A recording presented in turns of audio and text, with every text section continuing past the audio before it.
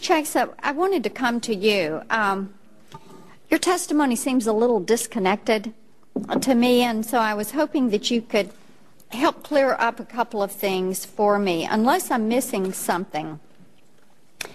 You set up a very successful company using the Internet as it was, basically the status quo Internet, and you did that without a whole lot of trouble. Is that right?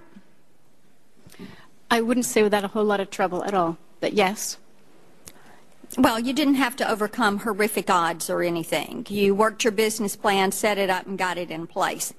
So now I hear you saying that what you're wanting to do is to preserve the net neutrality rules that the FCC moved forward on. Is that right? Yes. Okay. And you're saying you want to do that so that edge companies like yours can innovate, like your current company can innovate.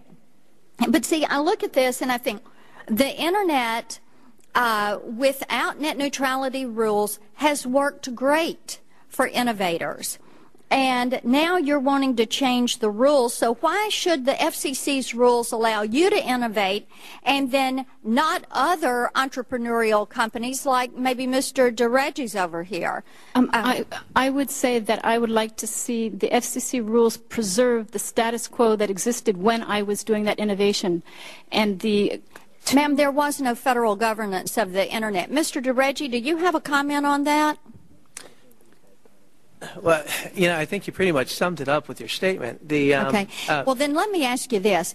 I have a very rural part of my district, Perry, Wayne, Hickman County, where I was last week.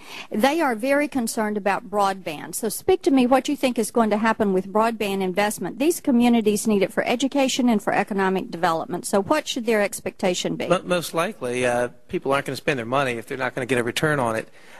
I think what people need to realize is that the cost to deploy difficult areas to get broadband is much higher than the cost to deploy broadband to the mass easy areas. Let me ask you this then. Do you have any idea what the magnitude of jobs loss would be for these areas that are underserved or sparsely populated and can't get it?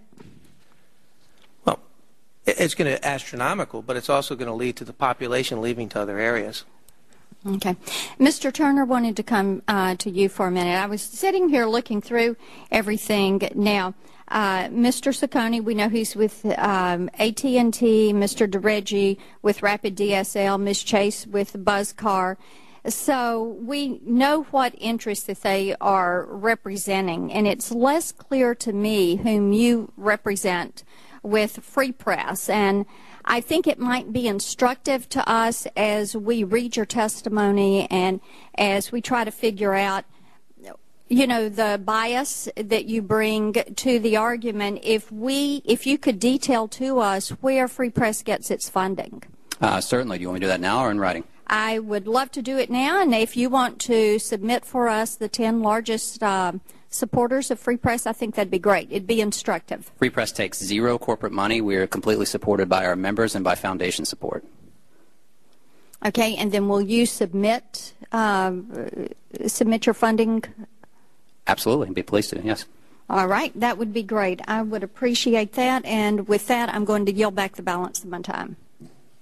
Gentleman yields back the balance of her time. The chair now recognizes the gentleman from Massachusetts. Thank you, Mr. Chairman, very much.